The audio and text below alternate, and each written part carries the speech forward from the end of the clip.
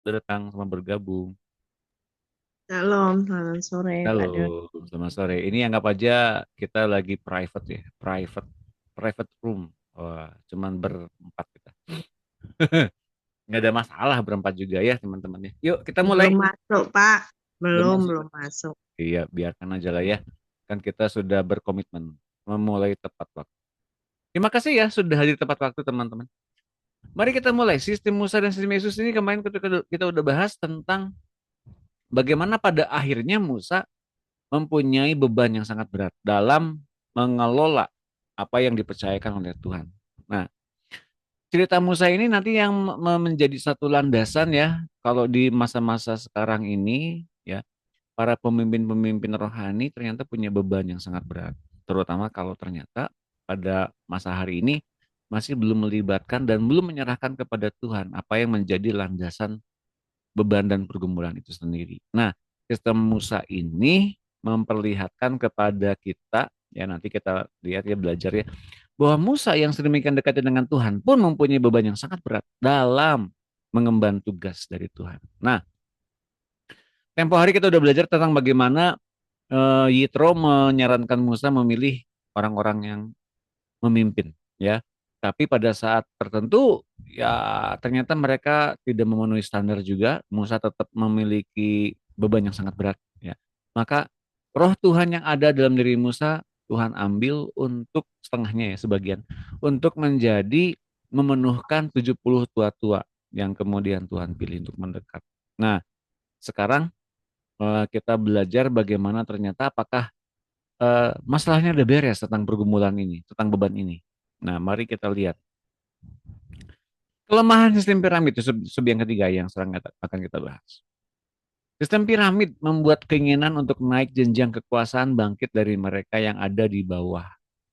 Pemberontakan akan terjadi untuk menggulingkan kekuasaan di atas. Setidak-tidaknya, ketidakpuasan yang di bawah akan membangkitkan beban mental yang amat berat bagi pimpinan di puncak, seperti sebuah piramid yang terbalik. Nah, bagi para pemimpin yang sedang memimpin orang-orang di bawahnya, adanya ketidakpuasan yang ada di bawah yang dipimpin akan membangkitkan beban mental bagi sang pemimpin, ya. Seperti sebuah piramid yang terbalik. Artinya beban ini sangat memberatkan. Seperti Musa yang kemudian akhirnya pahit hati dan dengan perkataan yang ceroboh dia kemudian tidak masuk ke dalam perjanjian karena perjanjian. Mari kita lihat ayatnya Bilangan 16 ayat 1 dan 2.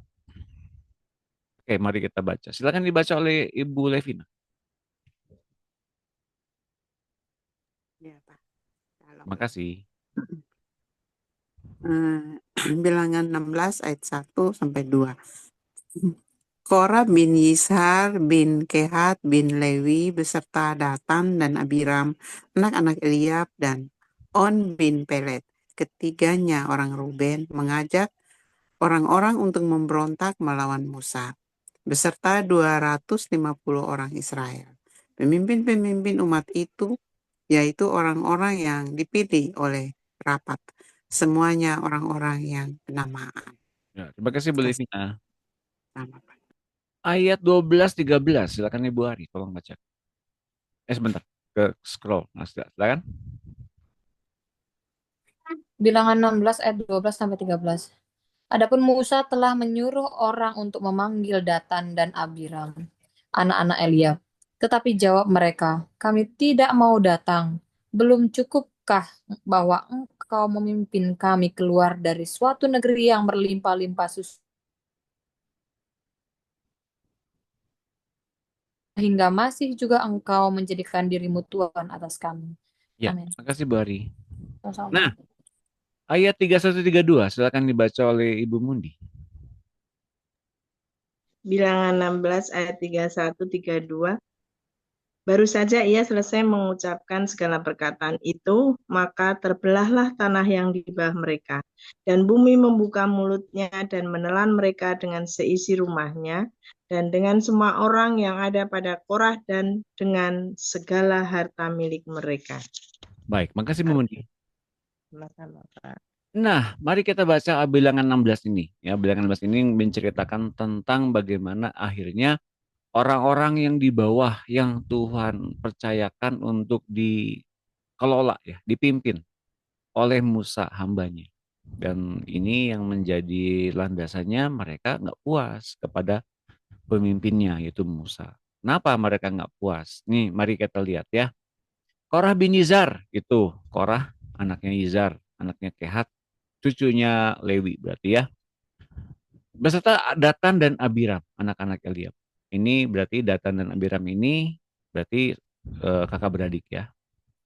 Dan On bin Pelet, ketiganya orang Ruben. Nah, mari kita lihat bahwa Korah ternyata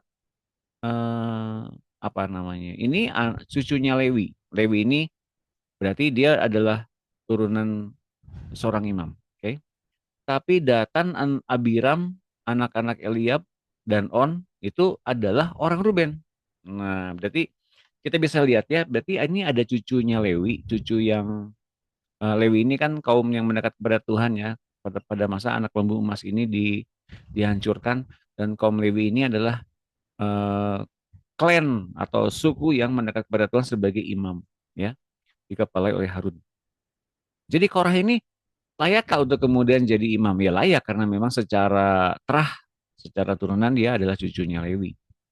Tapi Datan dan Abiram serta On ini bukan seorang yang layak mendekat kepada Tuhan. Jadi mereka ini adalah ketiga orang yang memimpin pemberontakan sebanyak 250 orang jumlahnya ya, untuk datang kepada Musa dan Harun untuk kemudian memprotes tentang pimpinan mereka itu. Nah, apa yang dikatakannya nanti di ayat di bawahnya. Nanti kita lihat ya. Tapi lihat ini, mengajak orang-orang untuk memberontak melawan Musa beserta 250 orang Israel, pemimpin-pemimpin umat itu. Nah, lihat, jadi ini ada pemimpin-pemimpin yang mana? Pemimpin-pemimpin yang besar kemungkinan pemimpin-pemimpin yang diangkat pada masa Yitro, menganjurkan Musa untuk memimpin eh, memimpin untuk melayani orang Israel. Oke? Okay? Tapi lihat ini, ada satu penjabaran yang lebih jelas, yaitu orang-orang yang dipilih oleh rapat. Nah, tadi saya bilang besar kemungkinan ternyata ini pemimpin-pemimpin yang ternyata pemimpin-pemimpin yang hasilnya dihasilkan dari rapat terselubung. Rapat di antara Korah, Datan, Abiram, dan On. Jadi ini bukan hasil dari pilihan Tuhan. Ini orang-orang yang memang memberontak secara jelas-jelasan. Mereka rapat lagi. Nah, semuanya rapat untuk kemudian ngajak bareng-bareng untuk memberontak atau mempertanyakan tentang pimpinan Musa. Ya, leadershipnya Musa. Makanya di ayat 12-13 ketika Musa menyuruh mereka datang, ya, mereka menolak. Mengapa mereka menolak? Ketika Musa menyuruh mereka datang, ya, mereka tidak mau di bawah Musa asal nurut aja. Nggak mau, karena mereka punya pride. Belum cukupkah bahwa engkau memimpin kami keluar dari satu negeri yang berlimpah-limpah, susu dan madunya? Wah, artinya mereka berpikir bahwa ketika mereka keluar, mereka tuh pengennya masih tetap di Mesir. Karena Mesir itu adalah negeri yang membuat mereka sebetulnya nyaman dan mempunyai kesejahteraan. Padahal itu perbudakan. Untuk membiarkan kami mati di padang gurun. Sehingga masih juga engkau menjadikan dirimu Tuhan atas kami. Pertanyaannya Musa, dijadikan pemimpin oleh siapa? Oleh demokrasi kah? Pemimpin-pemimpin Israel kah? Bukan. Musa memimpin karena memang Tuhan menyuruh memimpin bangsa Israel. Jadi korelasinya buat kita sekarang apa? Kita melihat kita sekarang ada di gereja, kita sebagai jemaat, kita sebagai anggota fellowship, kita sebagai anggota dalam tim pelayanan, kita melihat siapa pemimpin di atas kita, dan kita mesti hormati dia. Mereka adalah pemimpin yang memimpin karena pilihan dari Tuhan. Meskipun tindak tanduknya kurang tepat, meskipun apapun mereka yang lakukan itu kurang alkitabiah dan sebagainya, tapi tetap posisi hierarkinya mereka itu ada di atas kita. Jadi teman-teman mengingat ini ya, kalau kita berkomplot dan kemudian kita berusaha untuk mempertanyakan kepada pimpinan di atas kita itu, berarti kita sedang melawan apa? Hierarki yang Tuhan tempatkan. Ketika pemimpin dilawan, yang kita lawan itu adalah Tuhan. Jelas teman-teman. Nah, apa tindakan Musa? Nanti teman-teman baca di dalam Alkitab, Musa dan Harun mukanya menyentuh ke tanah.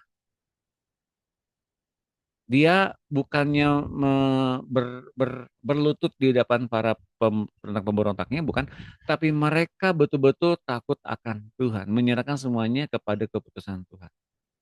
Hasilnya adalah ke-250 orang ini ya mati, terkubur oleh tanah yang terbuka. Nah, teman-teman, kalau kita lihat kok bisa ya mereka mempunyai keinginan untuk begitu, karena mereka memang berpikir Musa itu siapa sih? Mereka berpikir bahwa mereka itu sama levelnya dengan Musa. Secara manusia iya, tapi secara hierarki tentu beda. Hierarki yang Tuhan tempatkan di gereja dan di keluarga tentu adanya pimpinan dan adanya pemimpin. Ada yang dipimpin dan ada yang memimpin. Jelas teman-teman, jadi ada yang memimpin, ada yang dipimpin. Nah, kalau yang dipimpin itu mempercayakan diri kepada Tuhan untuk dipimpin. Yang memimpin mempercayakan diri kepada Tuhan untuk memimpin. Nah, kalau yang dipimpin kemudian mempertanyakan Tuhan, mempertanyakan pimpinan, lalu mereka mau bikin pimpinan yang seperti apa? Yang seperti apa yang mereka inginkan. Nah, jadi teman-teman, inilah asal-muasal pemberontakan. Kenapa? Karena berpikir bahwa mereka layak untuk mendapatkan predikat pemimpin. Makanya saya bilang dalam dalam imamat ini, mereka yang kemudian orang-orang yang dipilih sebagai pemimpin ketika mereka berhadapan dengan Musa, hasil rapat ini menghasilkan para pemimpin-pemimpin tandingan, oposisi, sayap kiri atau sayap kanan saya nggak tahu. Tapi yang pasti mereka adalah pemimpin-pemimpin tandingan untuk melawan pemimpin yang sah. Dan semuanya, kita bilang, orang-orang yang kenamaan. Ya, orang-orang yang mempunyai predikat tertentu dalam bangsa Israel.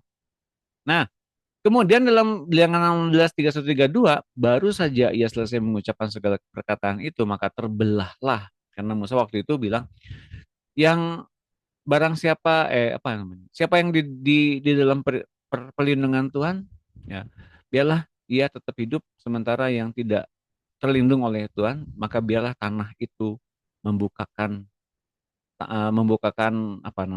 dan terbelahlah tanah yang di bawah mereka, dan bumi membuka mulutnya dan menelan mereka dengan sisi rumahnya.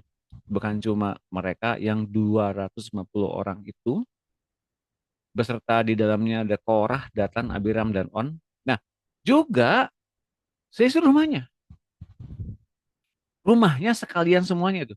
Dan dengan semua orang yang ada pada Korah dan dengan segala harta milik mereka. Sisi rumah itu bukan berarti rumahnya mereka yang dibawa-bawa dari Mesir. Enggak, maksudnya sisi rumah itu apa? Perlengkapan, perabot, semua yang ada, yang mereka miliki, semua yang mereka miliki di kepemilikan 250 orang itu semuanya ambles ke dalam tanah dan dikubur hidup-hidup. Ya teman-teman ya. Jadi hati-hati dalam kita menempati diri kita dalam hierarki. Hierarki otoritas. Oke, sebentar. Jadi diteruskan ya. Selamat sore buat Ibu Samsinar, Ibu Yunike, Bu Helvi, Bu Made, Bu Yohana, Bu Dina. Selamat sore Pak Doni. Ya. Selamat malam di Ambon. Malam di Ambon, selamat malam di Ambon. Ya. Selamat malam di Bandung. Selamat sore. Selamat sore. Ya. Kasih. Ya, diteruskan ya. Sebentar, belum direkam. Sebentar. Oh, sudah. Oke. Jadi kita ngebahas soal pemberontakan yang dialamatkan kepada Musa. Dan Musa karena punya satu hierarki yang jelas sebagai pemimpin, maka ia merendahkan dirinya di depan Tuhan. Ia berlutut, ia menyembah Tuhan sampai dengan mukanya ke tanah bersama-sama dengan Harun. Dan Tuhan memang menghormati keberadaan Musa karena memang Musa dipilih untuk itu. Jadi pemimpin itu adalah pilihan Tuhan ya. Nah, kalau kemudian ada orang-orang yang berusaha untuk mengangkat dirinya di pemimpin, ya, tapi tanpa Tuhan yang milih, dan kemudian ada otoritas yang sangat jelas dalam membawa kumpulan itu ke arah yang Tuhan inginkan, maka yang terjadi seperti ini. Ya, tapi Pak, apakah memang betul-betul itu karena ucapan Musa yang membuat mereka ini mati terkubur dalam tanah? Mari kita perhatikan dalam Bilangan 16. Saya baca dulu Imamat 16, Imamat. Bilangan 16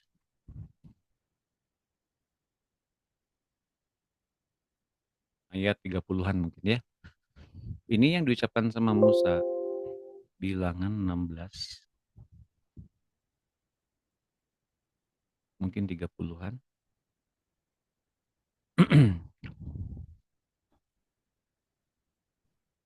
Lihat ini.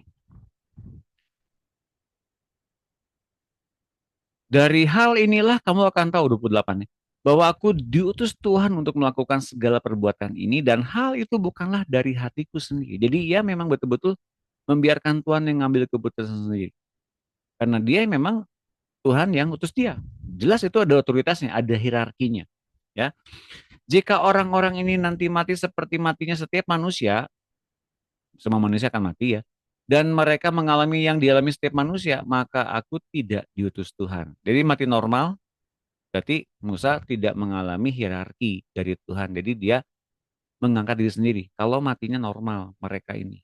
Nah, tapi ayat 30, tapi jika Tuhan akan menjadikan sesuatu yang belum pernah terjadi dan tanah mengangkat mulutnya dan menelan mereka beserta segala kepunyaan mereka sehingga mereka hidup-hidup turun ke dunia orang mati, maka kamu akan tahu bahwa orang-orang ini telah menista Tuhan. Nah, gitu ya.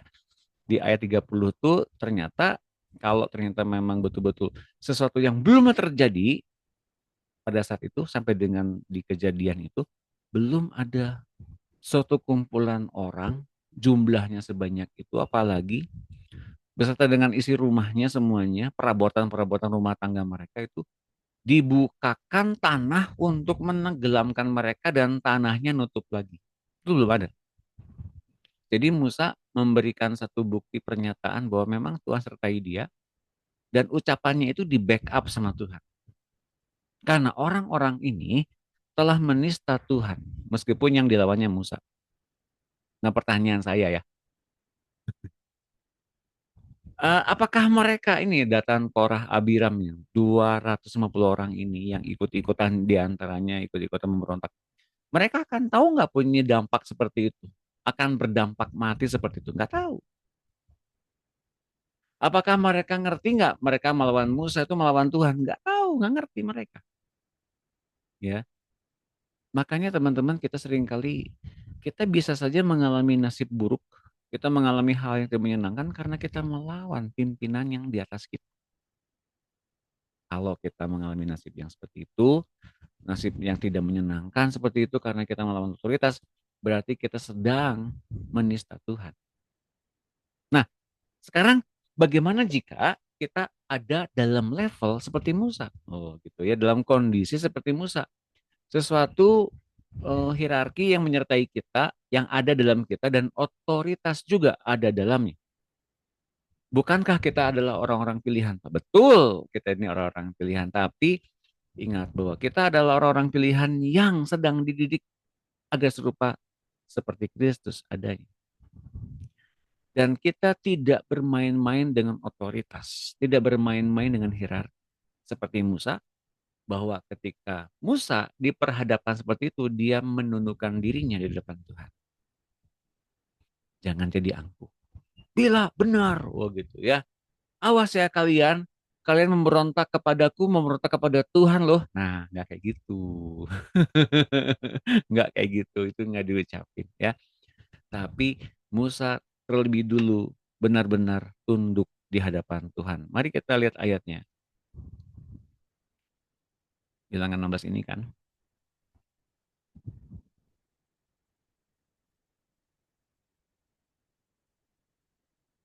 Bilangan 16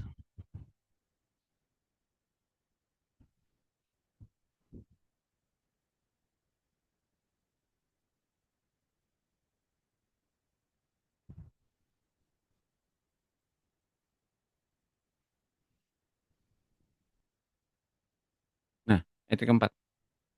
Maka mereka berkumpul mengerumuni Musa dan Harun serta berkata kepada keduanya, sekarang cukuplah itu, segenap umat ini adalah orang-orang yang kudus dan Tuhan ada di tengah-tengah mereka. Mengapakah kamu meninggikan diri di atas jemaat Tuhan? Ayat keempat. Ketika Musa mendengar hal itu, sujudlah ia. Dan yang kelimanya, lihat ini. Dan ia berkata kepada Korah dan segenap kumpulannya, besok pagi Tuhan akan memberitahukan siapa kepunyaannya dan siapa yang kudus. Dan ia akan memperbolehkan orang itu mendekat kepadanya. Orang yang akan dipilihnya akan diperbolehkannya mendekat kepadanya. Nah, gitu ya teman-teman ya. Nah, tapi dampak dari sini ternyata memang mematikan. Dan Tuhan memang mematikan semua yang melawan Musa.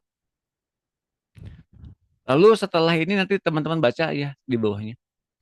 Jadi ketika ada yang kemudian ada yang dibunuh mati, dikubur dalam tanah, dan ada juga yang dibakar oleh Tuhan hingga jadi perabuan. Nanti baca teman-teman.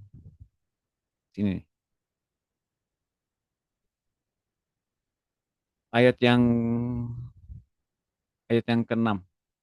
Perbuatlah begini, ambillah perbaran-perbaran hai Korah dan kamu segenap kumpulannya, bubuhlah api ke dalamnya dan taruhlah ukupan di atasnya di hadapan Tuhan pada esok hari, dan orang yang akan dipilih Tuhan dialah yang kudus. Cukuplah itu hai orang-orang Lewi. Itu kepada Korah ya, kan Korah itu orang Lewi. Lalu berkatalah Musa kepada Korah, cobalah dengar hai orang-orang Lewi, belum cukupkah kamu bahwa kamu dipisahkan oleh Allah Israel dari umat Israel dan diperbolehkan mendekat kepadanya? Wah, supaya kamu melakukan mana tadi? Pekerjaan pada kemah suci Tuhan dan bertugas bagi umat itu untuk melayani mereka, dan bahwa engkau diperbolehkan mendekat bersama-sama dengan semua saudaramu Bani Lewi. Dan sekarang mau pula kamu menuntut pangkat imam lagi, jadi udah paling pol tuh orang Lewi jadi imam, pengen imam apa lagi? 11. Sebab itu engkau ini dengan segenap kumpulanmu kamu bersepakat melawan Tuhan, karena siapakah Harun sehingga kamu bersungguh-sungguh kepadanya.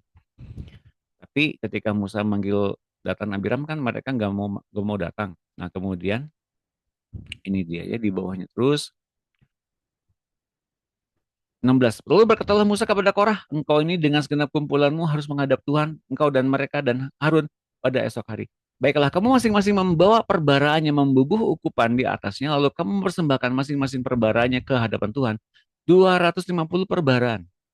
Juga engkau ini dan Harun masing-masing harus membawa perbaraannya. 18. Maka mereka masing-masing membawa perbaraannya, membubuh api ke dalamnya, menaruh ukupan di atasnya. Lalu berdirilah mereka di depan pintu kemah pertemuan, juga Musa dan Harun.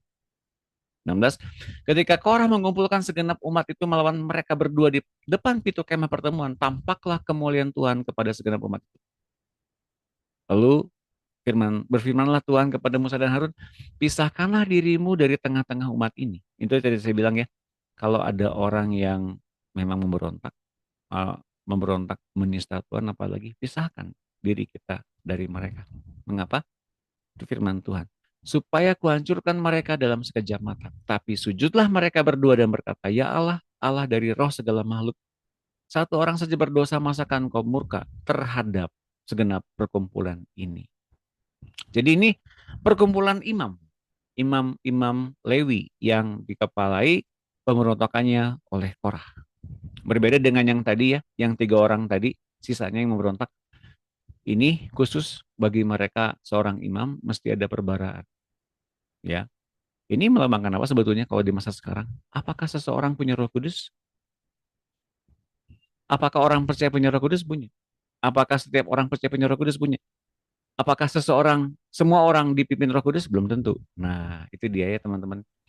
Ternyata di dalam kisah ini orang-orang dengan Nyanyi lagu. Tumanes dikandani bola bali lambene nggo ngomong. Bu Itun mute. Sebentar ya. Oke. Nah, jadi ketika seseorang berdosa ya, jangan sampai semua orang berdosa. Itu yang Harun inginkan atau Musa inginkan ya. Tapi apa kata Tuhan kepada Musa? Katakanlah 24. Katakanlah kepada umat itu, pergilah dan dari sekeliling tempat kediaman Korah, Datan, Abiram. Lalu pergilah kepada Lalu pergilah Musa kepada Datan dan Abiram dan para tua-tua Israel dan mengikuti dia. Berkatalah ia kepada umat itu, baiklah kamu menjauh dari kemah orang-orang fasik ini, dan janganlah kamu kena kepada sesuatu apapun dari kepunyaan mereka, supaya kamu jangan mati lenyap oleh karena segala dosa mereka. Jadi Tuhan memperlakukan orang yang memberontak ini luar biasa sangat hati-hati, dan mereka dipisahkan dari kumpulan umat. 27. Maka pergilah mereka dari sekeliling tempat kediaman Korah, Datan, dan Abiram. Keluarlah Datan dan Abiram lalu berdiri di depan pintu kemah mereka bersama-sama dengan istrinya, para anak-anaknya dan anak yang kecil-kecil, anak-anak yang kecil. Sesudah berkatalah Musa, dari hal inilah kamu akan tahu bahwa aku diutus Tuhan untuk melakukan segala perbuatan ini, dan hal itu bukanlah dari hatiku sendiri. Nah, kemudian tadi kita udah baca ya, kemudian betul-betul bumi membuka mulutnya dan menelan mereka dengan sisir rumahnya, dan sisir dengan segenap orang yang ada pada Korah, dan segala harta milik kepunyaan mereka itu di apa namanya, dikubur habis. 33, demikianlah mereka dengan semua orang yang ada pada mereka turun hidup-hidup ke dunia orang mati, dan bumi menutupi mereka. Jadi habis ngebuka nutup lagi sehingga mereka binasa dari tengah-tengah jemaah itu. Nah, kemudian 34, dan semua orang Israel yang di sekeliling mereka, lihat ini, berlarian mendengar teriak mereka, sebab kata mereka, jangan-jangan bumi menelan kita juga. Mereka yang ikut memberontak, ikut-ikutan memberontak. Lihat ini.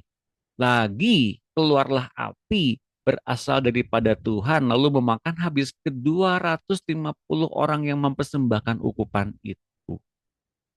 Tuhan berfirman kepada Musa, katakanlah kepada Eleazar, anak Imam Harun, supaya ia mengangkat perbaran-perbaran dari antara kebakaran itu.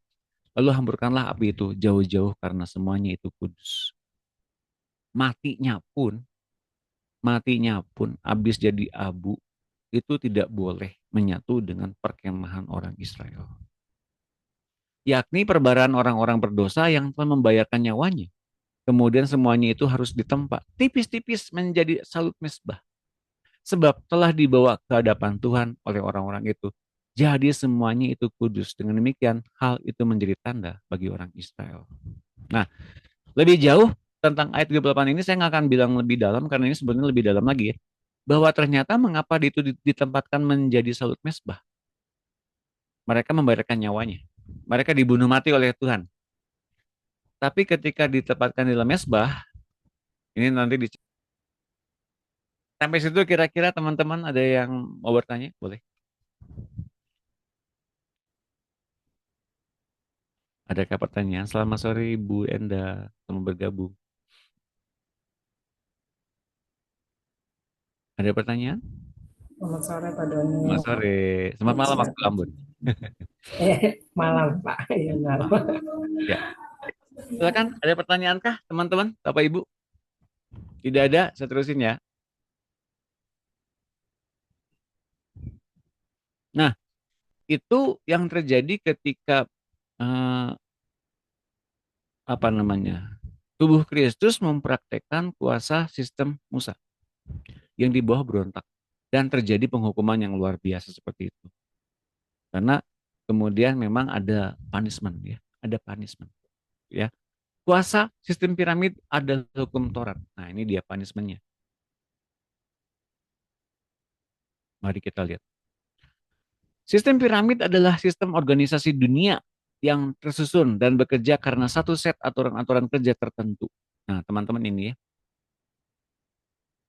Ini secara umum seperti begini, dan kalau gereja masih melakukannya, inilah sistem piramid yang ada aturan-aturan kerja tertentu.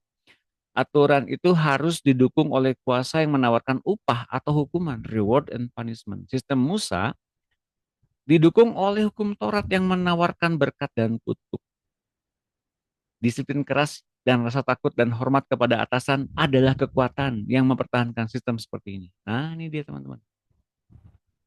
Bila bawahan tak dapat lagi menghormati atasannya, timbul keresahan dan pemberontakan akan terjadi. Jadi, ini sistem Musa. Sistem piramid. Sistem yang sekarang bekerja tidak saja di dunia sekuler, tapi juga masih banyak beroperasi dalam gereja Tuhan. Ulangan 11:26, silakan dibaca oleh Ibu Made ada? Ya, Pak. Terima kasih. Silakan dibaca. Ulangan 11 ayat 26. Lihatlah, aku memperhadapkan kepadamu pada hari ini berkat dan kutuk. Terima kasih Bu Made. Galatia Ya, Pak. 3:10. Silakan Ibu Yuni tolong baca. Ya, Pak Doni. Ya, terima kasih. Galatia 3 ayat 10. Karena semua orang yang hidup dari pekerjaan hukum Taurat berada di bawah kutuk. Sebab ada tertulis, terkutuklah orang yang tidak setia melakukan segala sesuatu yang tertulis dalam kitab hukum Taurat. Ya, Amin. terima kasih Bu Yuni. Sama-sama Pak Doni. Nah, jadi sistem Musa ini, sistem pada zaman perjanjian lama ini, atau sistem yang masih dibangun di hari ini dengan disiplin yang keras, yang kemudian ada takut dan hormat kepada pimpinan di atas kita, dan pimpinan di atas kita mesti mencerminkan pemimpin yang benar-benar disiplin keras dan kemudian tampaknya sangat tidak menghendaki adanya apa namanya kesalahan-kesalahan, mesti dengan tekun baca kitab. Kalau nggak baca kitab nanti kamu tidak mendapatkan berkat dari Tuhan. Ya, tawarannya pasti begitu. Kalau kamu nggak pelayanan berkatmu dicabut. Nggak ada kayak gitu sebetulnya ayatnya. Tapi itu kuasa yang mengerjakan dalam gereja seperti itu hingga setiap orang yang seperti itu ya, dengan ketakutan dan dengan disiplin yang sangat keras hingga takut dihukum, tanpa sadar mereka masuk ke dalam Galatia 3 ayat 10. Karena semua orang yang hidup dari pekerjaan hukum Taurat, artinya apa? Mereka dilingkupi oleh ketakutan agar mereka mesti mempersembahkan yang terbaik buat Tuhan, tapi sebetulnya yang terjadi adalah ketakutan yang menyertai mereka. Takut dihukum, takut masuk dalam neraka, takut mengalami kutuk-kutuk dan sebagainya. Mereka yang hidup seperti itu berada di bawah kutuk. Karena tertulis, terkutuklah orang yang tidak setia. Dan kita adalah orang-orang yang nggak setia ya. Betul ya? Serius nggak? Kita tuh nggak bisa setia loh sebetulnya. Kita tuh nggak bisa berbuat baik dalam pelayanan sekalipun. Tapi karena Roh Kudus yang memampukan kita dan kita landasannya bertindak dalam dasar kasih, bukan ingin lebih dari sekedar berbuat baik dan mendapatkan pahala. Kita tuh dasarnya bukan kayak gitu. Tapi karena kita lebih dulu dikasih, maka kita mengasihi. Landasannya bukan Taurat, tapi karena landasannya mengasihi Tuhan dan mempraktekkan kasih yang kita dapatkan dari Tuhan. Kalau kita dapatkan pengampunan yang demikian besar, kita pun wajib mengampuni orang lain. Itu landasannya kasih. Bukan soal takut dihukum, bukan berbuat baik, tapi benar-benar dari kasih. Nah, dengan landasan seperti ini, maka kita terbebas dari yang namanya kutuk. Kutuk hukum Taurat namanya. Jelas teman-teman ya. Dan kita memang bukan orang yang setia seperti Kristus, tapi kita belajar bertumbuh menjadi orang yang menanggapi dengan integritas. Makanya di dalam RTM kan ada value ya, bukan aturan loh, value nilai berupa integritas yang dihidupkan oleh Roh Kudus. Mengapa itu integritas? Karena kita setia pada panggilan kita. Jadi kita menghidupi value RTM yang diajarkan setiap retret. Artinya apa? Kita sedang menghidupi kasih. Menghidupi pekerjaan Tuhan, bukan menghidupi pekerjaan Taurat yang kemudian pasti akan dihukum. Karena apa? Kuasanya berupa penghukuman. Nah, kalau kita nggak setia dihukum. Gitu teman-teman.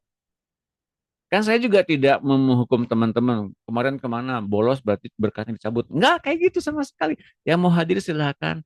Yang hadir bertambah memiliki kerinduan akan Tuhan dan bertambah banyak pengetahuannya untuk diajarkan kembali di kotanya masing-masing. Enggak saya hukum, enggak ada penghukuman, enggak saya kemudian delete gitu ya dari grup FFG, enggak juga.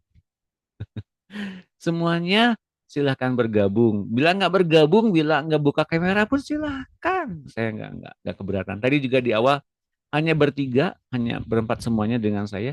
Saya mulai nggak keberatan sama sekali, teman-teman, sama sekali nggak keberatan. Jadi semua yang mendapatkan hidup dari Tuhan bersyukur. Sebagaimana saya pun tadi ketika mau pulang, aduh rasanya kok capek ya, tapi saya mau berintegritas gitu loh. Kenapa? Yang terbatasnya kan saya, tapi Tuhannya nggak terbatas. Nah, makanya ketika kita punya panggilan seperti itu, kita menjadi orang-orang yang setia pada panggilan. Bukan karena kita setia ngikut dengan segala kebaikan-kebaikan yang mesti menjadi landasannya kebaikan, mesti berbuat baik pada orang. Enggak. Tapi kita landasannya berintegritas dan setia seperti Tuhan setia pada kita. Kita kembali memanifestasikan apa manifestasi kasih dan pengampunan serta kesetiaan yang kita dapatkan dari Tuhan. Dengan begitu kita terbebas dari kuasa hukum Taurat dan kuasa kutuk hukum Taurat. Tepuk tangan semuanya. Oke, space ini jelas ya. Mari kita buka lagi sub yang kelima. Nah, sekarang kita melihat sistem Tuhan Yesus, sistem roda. Mari kita lihat ya apa yang Tuhan kerjakan. Ketika Tuhan Yesus memulai membangun gerejanya, ia memilih 12 rasul-rasul atau apostol, artinya yang diutus. Dan pada suatu hari ia mengakui mereka sebagai sahabat-sahabatnya, bukan sebagai hamba. Mereka semua berada pada satu level di sekitar Tuhan Yesus. Perhatikan ini.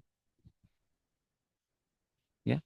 Mereka ada di bawah satu level, tapi mereka apa namanya? Mereka semua berada pada satu level di sekitar Tuhan Yesus, di sekitar Tuhan Yesus, bukan kemudian menjadi pengikut saja, ya. Dengan Tuhan sebagai kok pindah, bentar. Dengan Tuhan sebagai pusatnya, seperti yang terlihat oleh Yohanes dalam penglihatannya ketika ia terangkat ke surga dalam kitab Wahyu. Pada tingkat selanjutnya, setelah Yesus pergi ke surga ya, para rasul itu mengangkat penatua-penatua. Nah, ini kan ya hasil dari penatua-penatua tadi yang dibahas di Perjanjian Lama. Itu hasil dari pengangkatan para rasul karena mereka adalah orang-orang yang paling dekat di sekitar Tuhan Yesus. Dalam sistem Tuhan Yesus, bukan dalam sistem Musa. Mereka angkat penatua-penatua di tiap-tiap kota, di jemaat baru yang mereka dirikan, disertai doa dan puasa ketika menyerahkan mereka kepada Tuhan. Di gereja lokal itu mereka membentuk sistem lingkaran lagi dengan Tuhan Yesus sebagai pusat. Ini lihat, perhatikan bahwa di dalam gereja lokal itu Tuhan Yesus yang menjadi pusatnya, seperti pada waktu mereka bersama-sama dengan Tuhan Yesus. Jadi ketika dimanapun para rasul ini mengangkat para penatua-penatua sebagai cikal bakal jemaat, ya, di gereja-gereja lokal itu mereka membentuk lingkaran lagi, sistem roda namanya, dengan Tuhan Yesus sebagai pusatnya. Artinya pelajaran di RTM adalah setiap orang yang ada dalam hierarki, baik itu sebagai murid, pengajar, siapapun sebagai ketua kota atau ketua RTM, semuanya itu ada di sekitar Tuhan Yesus. Tuhan Yesus yang menjadi pusatnya. Oke, mengerti teman-teman? Nah, Lukas 6 ayat 13, silakan dibaca oleh Ibu Helvi, silakan. Lukas 6 ayat 13 ya Pak Doni. Betul Bu Helvi. Ketika hari siang, ia memanggil murid-muridnya kepadanya, lalu memilih dari antara mereka 12 orang yang disebutnya rasul. Terima kasih Bu Helvi. Ya Pak Doni. Yohanes 15:15, silakan dibaca oleh Ibu Sinar. Ada Ibu Sinar ya? Terima kasih. Ada, Pak. Nah, Makasih. terima kasih. Saya selalu Ibu Sinar. Amin. Ya. Yohanes 15 ayat 15.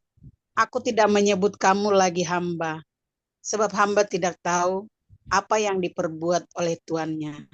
Tetapi aku menyebut kamu sahabat, karena aku telah memberitahukan kepada kamu segala sesuatu yang telah kudengar dari Bapakku. Terima kasih Bu Sinar. Wahyu 4 ayat 4. Silakan dibaca oleh Bu Yohana. Baik, Pak. Terima kasih. Wahyu 4 ayat 4. Dan sekeliling tahta itu ada 24 tahta, dan di tahta-tahta itu duduk 24 tua-tua yang memakai pakaian putih dan mahkota emas di kepala mereka. Terima kasih Bu Yohana. Sama-sama, Pak. Kisah 14 ayat 23. Saya minta yang baca Ibu Dina, masih belum bisa baca ya? Boleh Ibu Enda?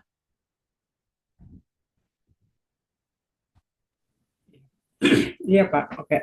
Ya. Kisah 14 ayat 23, di tiap-tiap jemaat rasul-rasul itu menetapkan penatua-penatua bagi jemaat itu, dan setelah berdoa dan berpuasa, mereka menyerahkan penatua-penatua itu kepada Tuhan yang adalah sumber kepercayaan mereka. Ya, terima kasih Bu Enda. Terima kasih Pak. Ya. Kemudian Titus 1:5-6. Nah, Ibu Itun bisa tolong baca.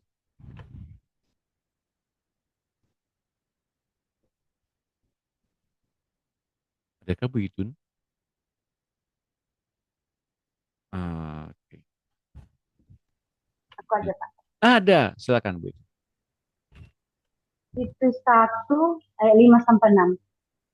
Aku telah meninggalkan engkau di kereta dengan maksud ini supaya engkau mengatur apa yang masih perlu diatur dan supaya engkau menetapkan penatua-penatua di setiap kota seperti yang kepadamu, yakni orang-orang yang tak bercacat, yang mempunyai hanya satu istri, yang anak-anaknya hidup beriman dan tidak dapat dituduh karena hidup tidak senonoh atau hidup tidak tertib. Ya, terima kasih Bu Itun. Nah, kalau kita ngelihat dalam ayat ini ya, dalam ayat Perjanjian Lama juga, para tua-tua di masa Perjanjian Lama mereka ikut dilibatkan di dalam upacara ritual keagamaan di masa Perjanjian Lama, acara keimaman. Mari kita buktikan ayatnya. Ada nggak? Ada. Mari kita lihat mana ya. Nah ini. Ini saya sudah tampilkan. Masih. Bentar. Scrolling down-nya agak lama.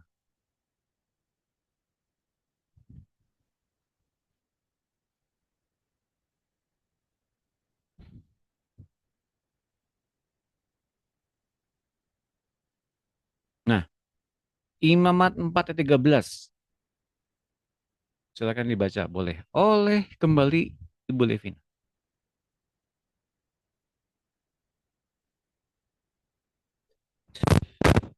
Ada Bu Levina?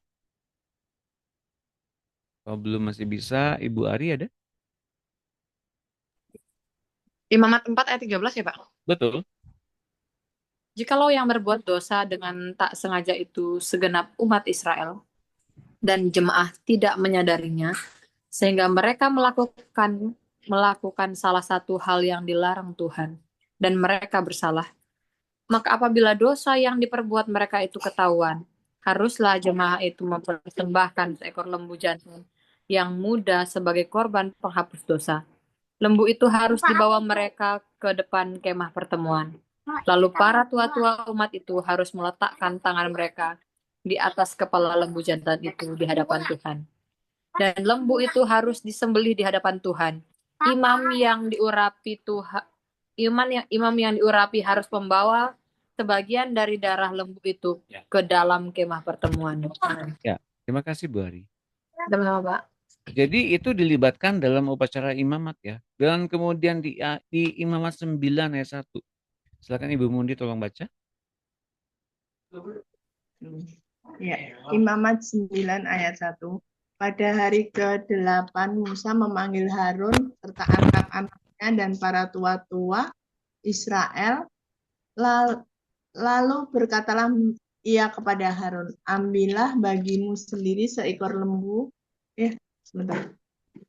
Seekor lembu muda untuk korban penghapus dosa dan seekor domba jantan untuk korban bakaran. Kedua-duanya tidak bercela. Kemudian persembahkanlah itu di hadapan Tuhan dan kepada orang Israel haruslah engkau berkata begini, ambillah seekor kambing jantan untuk korban penghapus dosa dan seekor anak lembu dan seekor domba masing-masing berumur setahun dan yang tidak bercela untuk korban bakaran.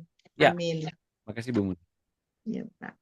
Jadi para tua-tua di Perjanjian Lama itu dilibatkan dalam upacara imamat ya, dalam upacara keimaman.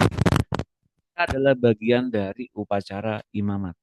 Meskipun mereka bukan imam, tapi mereka adalah para penatua-penatua yang dipilih langsung oleh Tuhan, yang 70 orang tua-tua itu. Nah, kalau di Perjanjian Baru, penatua itu siapa, Pak? Ya kalau nggak ada penatua, yang hampir sama dengan itu gembala. Tapi sebetulnya sejujurnya ya, pada masa-masa ini, ya, yang sensitif itu saya nggak rekam. Takutnya salah salah salah dengar. Silakan ada yang mau bertanya boleh. Tuh, balik lagi di Budina kasihan. Ketendang lagi. Ada pertanyaan? Tentang itu tuh Pak, tadi masih nggak belum mengerti. Jadi kayak penatua itu sama apa tadi gembala itu, Gembala. maksudnya dia punya hierarki itu maksudnya gimana Pak? Visi gimana Pak? Hierarki Enggak, itu, tujuan gitu. hierarki itu adalah posisi di mana dia ditempatkan oleh Tuhan. Itu hierarki. Kita sebagai jemaat, oke? Kita sebagai jemaat, tapi ketika hierarkinya dituntun Tuhan untuk jadi pengerja, untuk jadi pendoa syafaat, akhirnya jadi seorang nabi. Meskipun belum ada secara eksplisit di gereja ada kenabian, ada kerasulan. Tapi kita yang sekarang udah punya tuntunan Roh Kudus di gereja masing-masing, jadilah orang-orang yang mempunyai kerasulan atau kenabian. Jelas ya? Atau menjadi pengajar untuk membantu gembalanya nggak terlalu capek.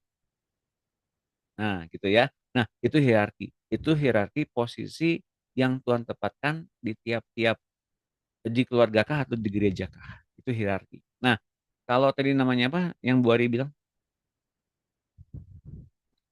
Penatua itu Pak, maksudnya berarti secara kayak eh, kan ya yang pakai penatua apalagi kayak di sini kayaknya juga jarang banget saya dengar itu kan.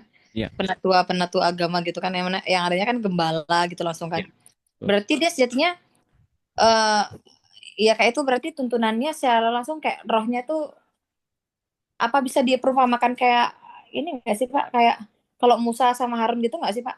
Beda. Nah, jadi gini, besar kemungkinan kalau itu nggak ada di gereja, makanya sangat terjadi pemberontakan. Sangat terjadi ketidakpuasan pada pimpinan. Sangat terjadi orang-orang di bawahnya gerah sama pemimpin di atas. Karena tidak ada orang yang membackup gembala. Mengerti ya, teman-teman mengerti ya. Nah, kalau misalnya, kalaupun ada secara panggilannya di gereja itu ada orang-orang yang jadi penatua, orang-orang yang jadi kerasulan atau kenabian, memang ada betul, tapi tidak secara eksplisit. Oh ada dia sebagai seorang nabi, nggak kayak gitu. Oh dia sebagai seorang rasul, nggak kayak gitu. Yang ada pendoa syafaat, ya, yang ada sebagai pengajar. Nah saya di gereja saya sebagai pengajar, gitu loh. Jadi kalau ada apa-apa, Gembala sih nanya, gimana Pak Doni ada usul apa? Terus ada yang mesti didoakan, doakan apa namanya, doakan tentang jemaat ini ya.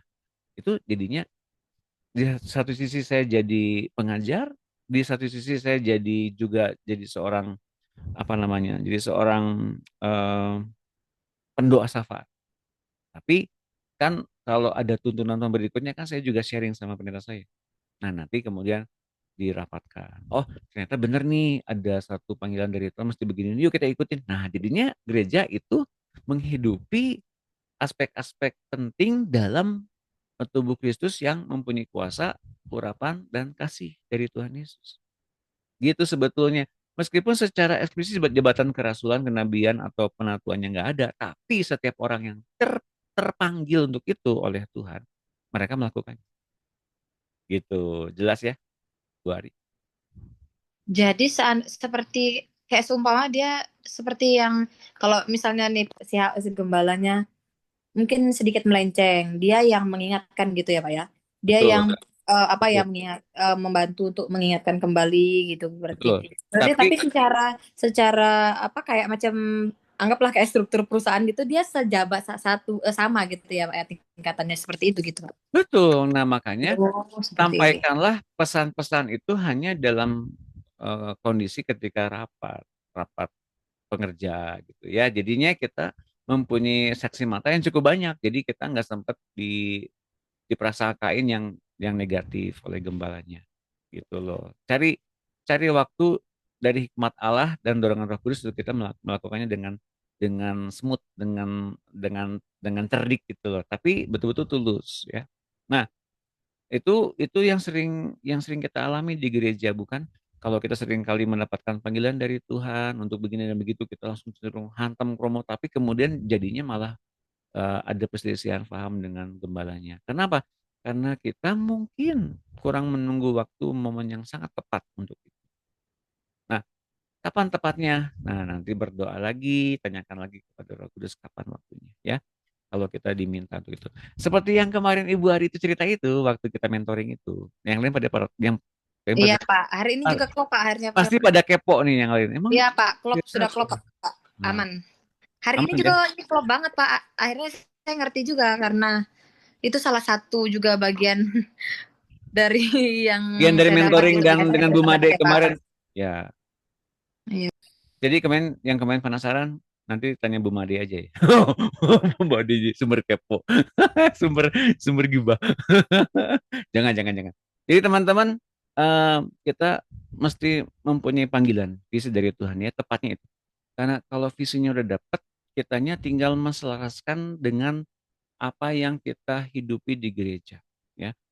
Yang pasti tidak mungkin bertentangan, tidak mungkin berselisih paham hanya jika kita benar-benar dituntun Roh Kudus. Yakin deh, kita jadi partner kerja yang indah bagi gereja Tuhan.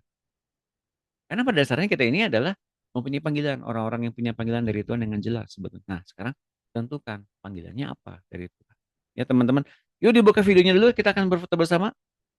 Belum udahan, cuman saya pengen foto bersama aja. Yuk kita berfoto bersama, kita buka video dulu. Yang masih kepo-kepo gitu, silakan hubungin Bu Ari ya. Kepo. Oke, siap. Dibuka videonya. Bu Made mau difoto nggak? Nggak mau. Oh, aduh. Oke. Bu Marta, Bu Dina, Bu Yohana nggak bisa dibuka videonya. Wah, Bu Made lagi di mana? Lagi di luar ya? Oke. Semuanya sudah Tidak siap? ada fotonya, Pak. Nggak apa-apa ya. Ini fotonya ada pakai earphone. Ah, Bu Marta Ya. lagi di luar Bu Marta Oke. ya. Oke. Yang lagi nyetir hati-hati. 1, 2, 3.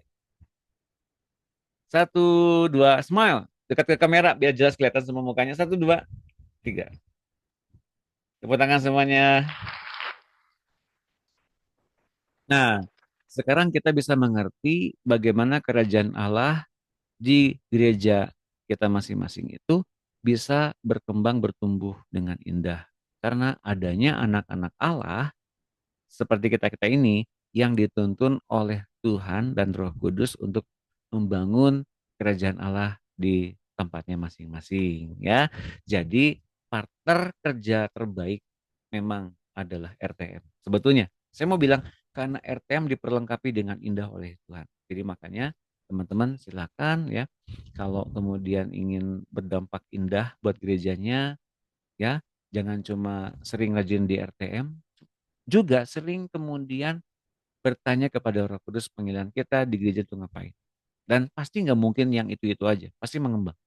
Ya, entah itu jadi penatua, jadi penilik jemaat, entah itu jadi pendoa syafaat, entah itu kemudian teman-teman jadi orang-orang yang dibebankan misi untuk membangun poskem atau bakal jemaat di daerah-daerah oleh gembalanya. Itu sudah ada di gereja-gereja khususnya di GB itu mereka sudah melakukan itu hingga mereka terjun langsung ke daerah-daerah. Dan jangan kira, silakan Bu Tivina, boleh. Saya mau tanya, Boleh. apakah maksudnya bagaimana sikap kita sebagai ya, pengerja gitu melihat gembala itu apa? Gimana ya? Kalau orang yang baru datang, maksudnya baru bergabung gitu, terus orang itu berduit gitu. Itu cepat sekali gembala punya perhatian besar, baru terus kayak langsung diangkat gitu loh, seperti dikasih suatu kepercayaan gitu, padahal orang itu baru. Itu bagaimana, Pak? Apakah itu benar atau tidak? Bagaimana sikap kita? Karena kan itu karena kejadian-kejadian seperti begitu sudah banyak terjadi. Akhirnya mereka memberontak. Terus akhirnya mereka keluar karena gembalanya apa ya terlalu cepat gitu terlalu cepat untuk apa ya kasih kepercayaan gitu. Ya, Ya, kalau sebagai pengerja maksudnya orang yang di bawah gembala itu bagaimana sikap kita? Artinya kita mau dimasukkan ataukah membiarkan saja atau seperti apa, Pak? Soalnya nggak enak juga. Makasih, Pak. ya. Satu, bahwa kita menempati hierarki dalam hierarki kerajaan Allah ya. Kita menempati hierarki di antaranya kita ini di gereja sebagai jemaat. Kalau kita punya posisi gembala, ya puji Tuhan ya. Tapi kan kebanyakan dari kita kan posisinya jemaat. Nah, kalau jemaat itu asal kemudian mengkritik pendeta, hati-hati. Itu ada urusannya dengan Tuhan. Kenapa? Karena kita sedang menempati hierarki sebagai jemaat. Kecuali jika Pak Pendeta itu membangun satu komunikasi dalam rapat pleno dan Ibu dilibatkan di situ sebagai jemaat yang diminta pendapat, silakan pendapatnya dinyatakan gitu loh. Tapi saya rasa kalau kemudian itu terjadi seperti begitu, kalau Ibu tanyakan begitu, Ibu akan dimusuhin. Tapi satu hal yang kita harus mengerti ya, ada kalanya keputusan tertentu yang diberikan di dalam gereja, kita kemudian mempunyai suatu pergumulan. Pergumulan apa? Saya nggak percaya sama gerejanya, saya nggak percaya sama pendetanya. Itu bukan urusan kita sebetulnya. Itu urusan pendetanya sama Tuhan. Yang saya pastikan adalah kita memang mungkin banyak pertanyaan-pertanyaan, tapi teruslah bertumbuh dan pertanyaan-pertanyaan seperti begitu tuh sebetulnya nggak usah kita kemukakan kepada Tuhan. Nggak, karena Tuhan pun adalah Tuhan atas gerejanya Pak Pendeta ini. Nah, saya sarankan adalah ya ditahan dulu aja ya. Kalau ternyata memang itu keputusan Pak Pendeta begitu ya terima saja atau Ibu tidak langsung terkena dampak dari keputusan itu sendiri ya. Kalau ternyata ada perpecahan-perpecahan yang terjadi di bawah pemerintahan Pak Pendeta ini, ingat tadi bahwa pelajarannya ada orang-orang yang memang udah punya posisi yang tinggi tapi pengen lebih tinggi lagi. Apalagi lebih tinggi lagi? Kan kamu udah imam. Kamu tuh udah menempati posisi yang buat Tuhan tuh bagus banget. Tapi kenapa pengen tinggi lagi? Pengen jadi apa? Kata Musa kepada Bani Lewi ini ya. Nah, kalau kemudian adanya ketidakpuasan, ya wajar lah orang nggak puas, betul ya? Orang datang ke gereja ketidakpuasan, lihat lightingnya begini, lihat suasananya panas, lihat orang-orangnya banyak ributnya, kan nggak puas. Kalau cari ketidakpuasan kan nggak pernah ada ujungnya, selalu nggak puas. Tapi yuk yang terjadi adalah dalam posisi-posisi ini kita menghitung berkat-berkat Tuhan atas pribadi kita lebih dulu dan atas gereja yang kita masuk.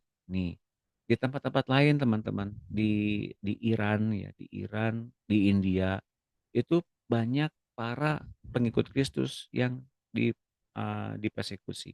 Bahkan di India katanya kononnya ada yang dipancung 30 orang jemaat Tuhan dipancung tanpa kepala, dibunuh mati.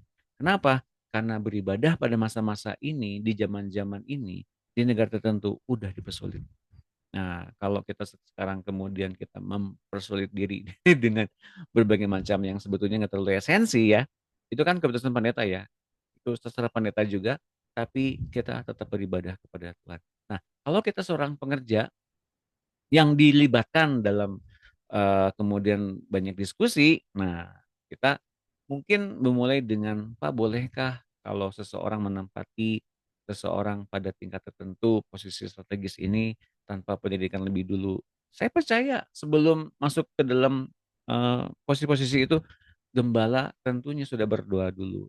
Gembala tentunya sudah memberikan pendidikan tertentu. Atau mungkin sebelum kita masuk gereja itu orang ini sudah masuk duluan lebih dulu, cuman masuk lagi bergabung kembali setelah sekian lama. Kan kita belum tahu ceritanya seperti itu. Bisa saja terjadi seperti itu ya teman-teman Bapak Ibu sekalian. Itu Bu Livina kira-kira. Iya Pak, memang saya perhatikan seperti itu ya, gembala bukan gereja yang ini saja, tapi gereja yang sebelumnya juga seperti itu. Jadi ya saya sih waktu awalnya saya kurang begitu setuju. Maksudnya kenapa seperti itu?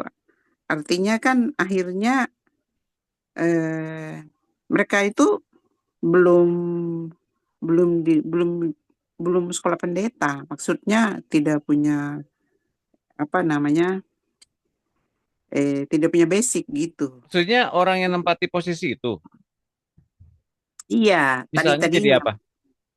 Terus setelah Misalnya jadi diangkat apa, Bu? siapa? Yang tadi yang belum sekolah pendeta menempati posisi apa? Sudah keluar karena itu memberontak, ribut besar di gereja. Ya, Maksudnya kan saya rasa kalau posisi pengerja, misalnya bendahara itu nggak usah sekolah teologi ya. Nggak harus. bukan ini bukan bendahara. Ini maksudnya ini contoh gitu yang saya lihat yang pernah yang sudah terjadi. Yang sudah terjadi seperti itu gitu. Jadi saya tuh berpikir ya ini memang suatu kesalahan gitu. Akhirnya kan baru gembalanya menyadari gitu. Memang dia memberikan suatu penghargaan gitu kepada orang itu. Padahal setelah sudah diangkat jadi wakil gembala, baru orang itu sekolah pendeta. Nah, Tapi akhirnya ini apa ribut besar, pemberontak. Mau dipukul itu gembalanya sama ini. Akhirnya keluar. Nah, sekarang kan ada orang-orang baru yang masuk, itu digituin lagi gitu. Jadi saya tuh lihat, ini gembala ini begini ya sudahlah.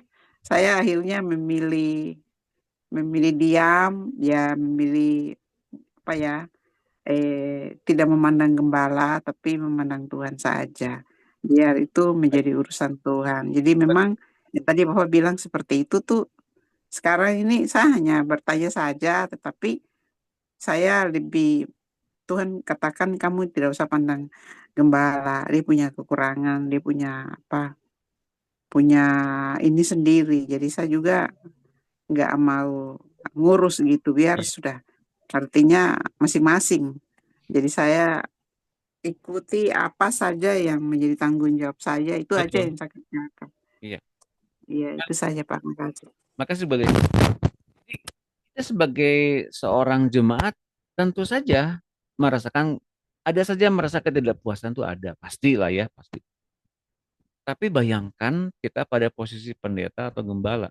Jadi kita juga mesti memahami POV-nya mereka ya. Mereka tuh bebannya banyak loh. Bebannya banyak. Bagaimana kemudian menanggapi tudingan sana sini, mempunyai prasangka sana sini gitu ya. Itu jadi gembala itu nggak mudah. Serius, nggak mudah banget. Setidaknya yang saya lihat sendiri ya selama ini. Mereka punya panggilan, mereka punya beban, mereka punya kebutuhan, mereka punya mesti mesti menyediakan dana ini dan itu hingga kemudian banyak terjun ke dalam hal-hal yang kita bilang itu nggak boleh, itu berdagang, kok pendeta berdagang, tapi gimana? Ya gitu ya teman-teman ya. Jadi kita mesti memahami tingkat pengertian tiap orang kan berbeda-beda. Oke. Memahami tingkat perjuangan mereka pun dengan kita kan juga berbeda. Tingkat posisi mereka dalam hierarki juga kan berbeda-beda. Nah, yang kita harus terima adalah apa yang sedang Tuhan ajarkan kepada kita dalam hierarki yang kemudian kita tempati ini. Ya, pendek kata saya mau bilang bahwa yuk kita jadi impact yang bagus di gereja dimanapun kita berada karena kita ini adalah anggota kerajaan Allah yang menyebarkan Injil dimanapun kita ditempatkan.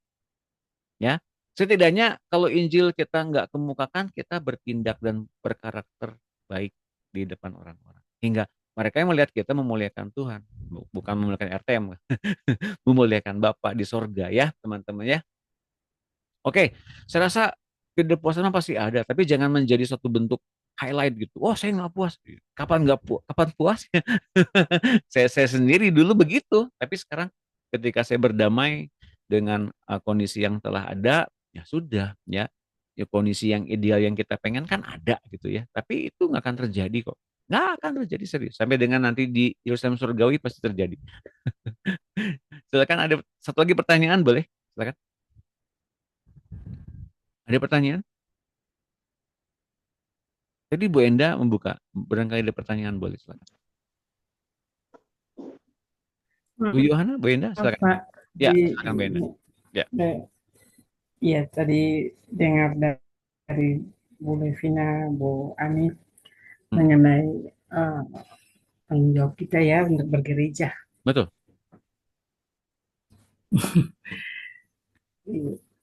Kalau kayak di kita Pak, penatua itu dia berperan penting. Iya. Namanya majelis jemaat itu dia berperan penting. Oh, itu bukan. Itu majelis bukan penatua. Majelis itu ada di bawah pendeta. Oh, beda ya? Beda. Benar Pak. Majelis itu Kalau di kita gitu penatua sama penatua diaken itu yang dikatakan tentang majelis jemaat. Pendetanya ya ketua majelis jemaat itu. Nah, ya itu di Protestan beda memang. Iya, makanya tapi tanggung jawabnya ya sama sih. Tanggung jawabnya yang sama sih. Nah, saya pernah waktu masih kecil, papa saya itu dulu penatua. Tapi dia beliau bisa itu bisa pimpin ibadah. Kalau kita kan orang yang sudah ada di mimbar itu kan pendeta kan di mimbar besar kan, betul. Mimbar besar kan pendeta. Nah, itu bisa pimpin kebaktian minggu. Iya. Gitu. Bukan di ibadah raya ya, bukan di ibadah besar. Ibadah raya Pak. Ibadah raya bisa. Ibadah minggu iya. Iya. Makanya saya dengar oh iya ya ada sedikit perbedaan ya kalau di Protestan. Nah, ini juga pembelajaran ya bagi saya juga sama Bu Helvi misalnya. Itu berdua kan ini kan Protestan jadi supaya tahu Pak gitu, supaya tahu bahwa ada sedikit beda kalau di ini bilang di gereja ini bilang penatua itu adalah pendeta, tapi kalau di kita itu bukan disebutnya majelis jemaat. Jadi penatua diakennya itu disebut majelis jemaat dan di atasnya adalah pendeta. Tapi tanggung jawabnya sama. Nah, nanti ada pembantu-pembantunya. Ya, misalnya kita dibagi ya unit gitu kelompok. Betul. Ya, kelompok. Kita dibagi per kelompok. Ada lagi pemimpin kelompok itu. Tapi di atas dari itu adalah tanggung jawabnya adalah majelis jemaat atas jemaatnya. Iya, betul. Itu kalau menurut kita itu kepanjangan tangan ya dari gembala, pendeta. Jemaat itu untuk pembantu jemaat kan kita ini pembantu jemaat berarti apa saja menyangkut jemaat yang diperlukan yang dibutuhkan jemaat itu tugas tanggung jawab kita sebagai majelis jemaat. Betul. Seperti itu. Iya. Ini juga pelajaran-pelajaran baru ya. Saya kita juga tahu, oh ini ada sedikit perbedaan sedikit. Soalnya saya pernah ya Pak di Pantekosta itu mereka juga tidak ada tanggung jawabnya paling orang kan ya. Punya majelis jemaat cuma satu orang dan disebut juga penatua, makanya saya bingung.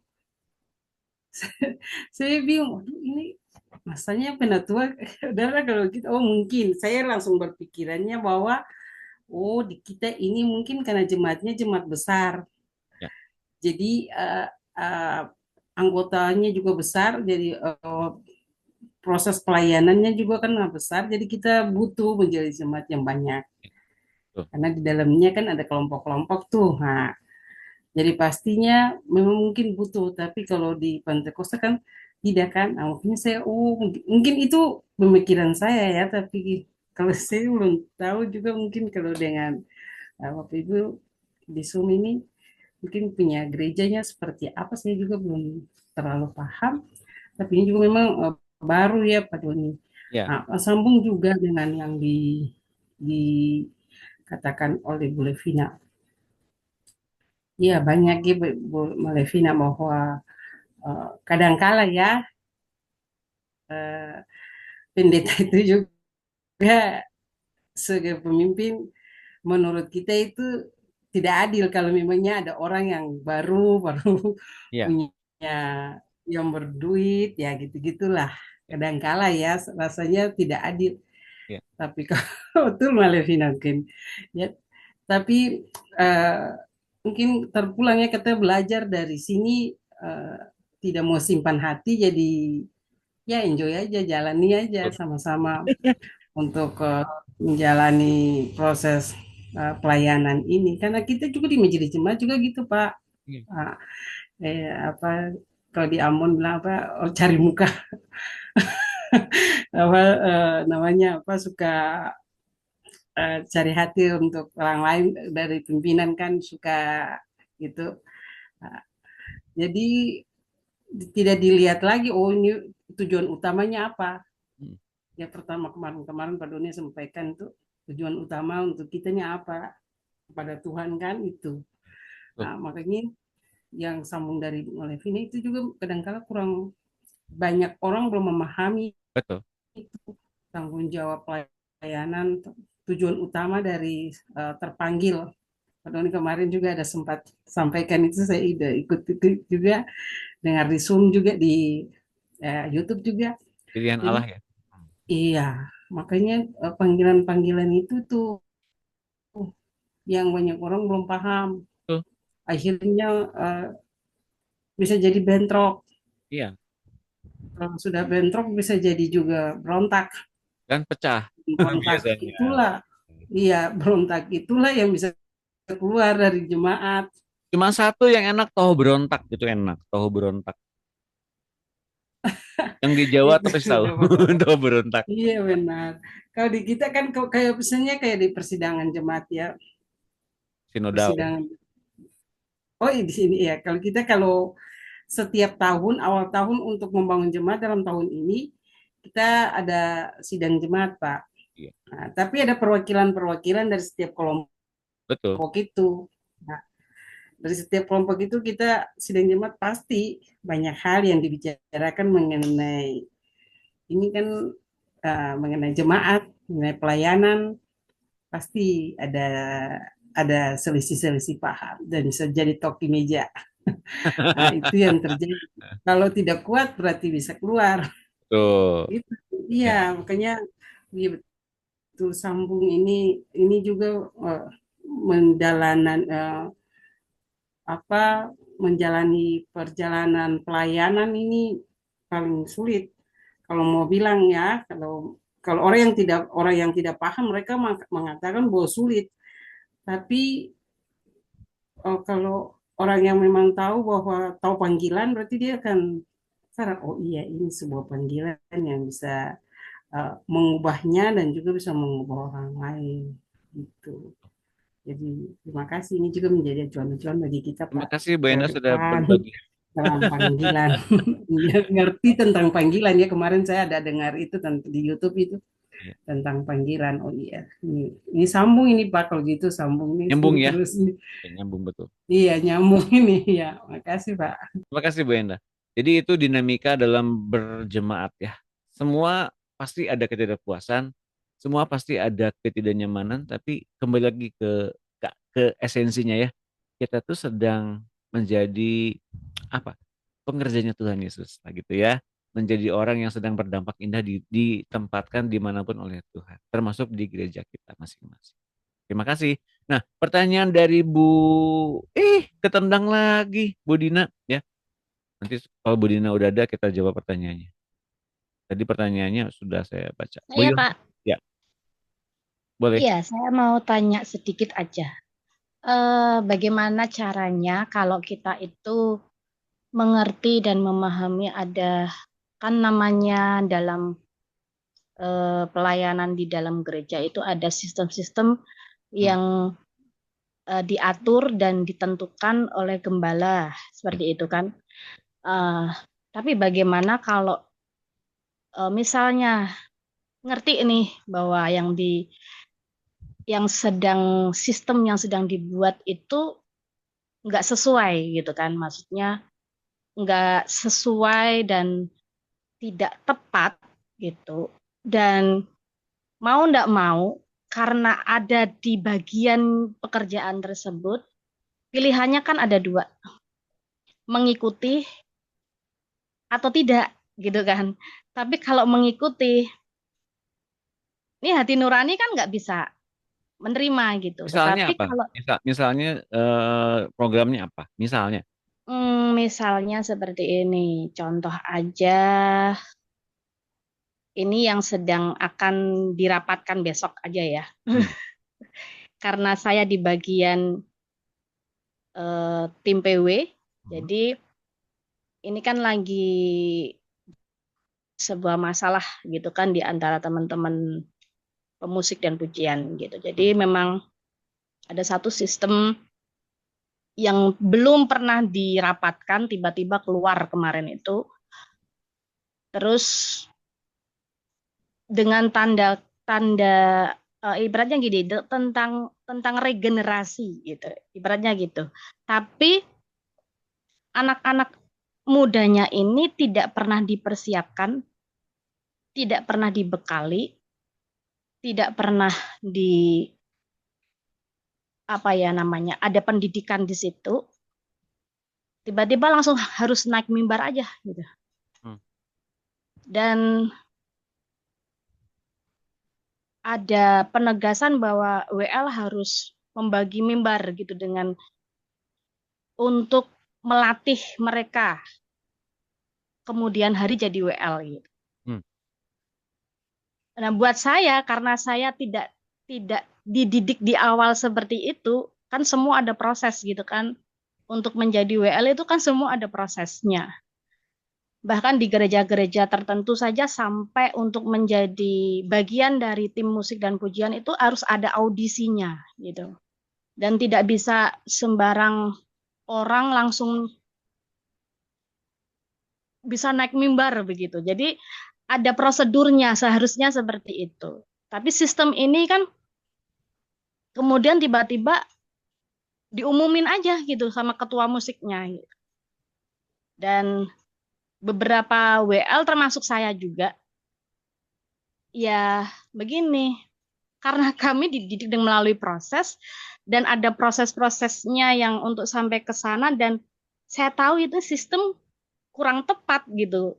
Bukan menentang regenerasi ya, perlu regenerasi, tetapi caranya kan nggak seperti itu. Nah, di sisi ini pilihannya kan cuma harus mau ngikutin atau tidak gitu. Kalau mau ngikutin aman gitu ibaratnya. Tapi kalau tidak mengikuti kan otomatis dalam tanda kutipnya harus berhadapan dengan beliaunya gitu kan. Nah, Mbak Yohana milih yang mana? Ya tidak lah Pak. Yang mengikuti. Mengikuti. Tapi saya belum memberikan suara saya gitu. Saya belum memberikan suara saya. Tapi kalau untuk mengikuti saya pilih tidak mengikuti. Dan kalau misalnya sampai dipaksa ya saya lebih memilih untuk mengundurkan diri. Jadi saya sudah punya pemikiran di situ. Cuman itu suara belum saya sampaikan karena rapatnya kan baru besok siang gitu. Nah, bagus pertanyaannya. Saya juga dapat satu pengertian ini di tempat kerja saya, bukan pelayanan, Ya, di tempat gym ya, tempat fitness. Jadi saya tuh satu-satunya orang yang sekarang masih bertahan 30 tahun lamanya di tempat kerja saya, gitu ya. Jadi setelah sekian waktu lamanya orang masuk keluar, jadi saya mengerti kondisinya seperti begini. Dan kemudian ada orang yang ingin langsung tanpa pendidikan langsung menjadi profesional di tempat kerja saya gitu loh. Nah, meskipun saya bilang ini perlu ada pendidikannya, tapi karena ini memang harus diterima dan harus dimengerti, saya harus ACC. Nah, saya lumayan gak setuju nih keputusannya gitu ya. Keputusannya tuh mesti begini tuh riskannya kenapa? Saya tahu persis lah selama 30 tahun ini bagaimana ada orang-orang yang memanfaatkan momen, situasi dan sebagainya.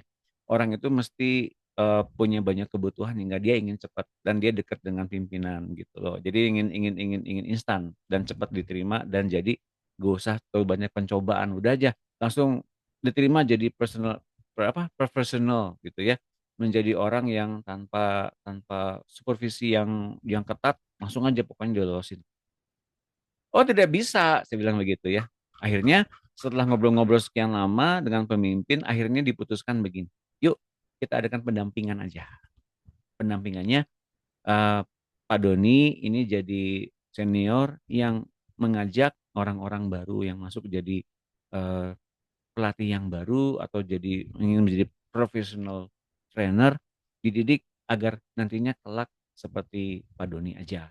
Tolong didampingi, nanti kami fee sebagaimana mestinya aja. Nah, saya setuju kalau begitu. Oke, pendampingannya jelas. Untuk apa?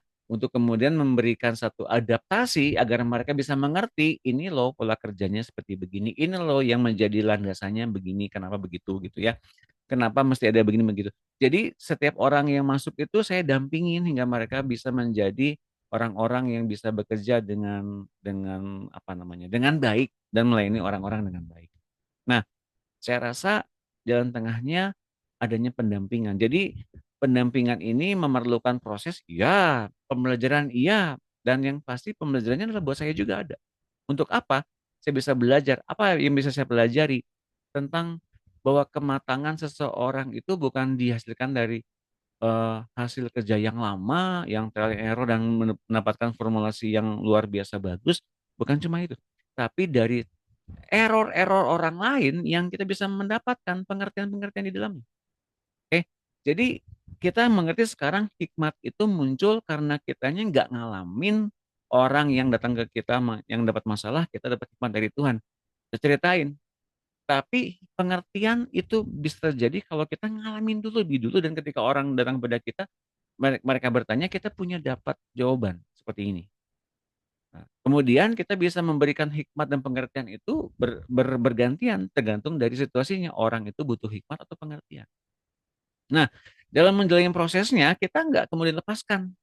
Terserah kamu deh, pokoknya nggak kayak gitu nggak. Tapi kita mendampingi orang ini agar bertumbuh tepat seperti apa yang Tuhan mau. Dan ini memang butuh kerendahan hati untuk masuk serta dalamnya. Tapi bukankah kita itu adalah juga seperti melihat Kristus yang telah melakukan segala sesuatu di depan sana bagi kita. Dia telah lakukan itu 2000 tahun yang lalu. Dia mati di kayu salib dan sebagainya. Tapi dia lakukan di masa yang akan datang sebetulnya untuk kita masuk ke kedalaman hatinya, jalan-jalan yang ia berikan, kehidupan yang ia nyatakan, semuanya kita masuk ke dalam semuanya itu. Dan itu pun bagi kita sekarang butuh proses. Tapi bukankah Yesus mau melakukannya bagi kita sekarang? Nah, pertanyaannya adalah mau nggak Pak? Maukah kita masuk ke dalam proses pendampingan ini? Nah, kalau nanti besok rapat, Ibu menyanggupi dulu kan ini rencana pendeta ini kan nggak mungkin tiba-tiba gagal gitu aja kan, mungkin hasil dari doa juga. Tapi butuh sokongan, bantuan yang ekstra dari pengerjanya. Nah, kalau misalnya ada usulan begitu, besok boleh Ibu usulkan adanya pendampingan dulu, pendampingan untuk kemudian kayak saya sekarang nih ya, saya lagi banyak ngomong nih gitu ya.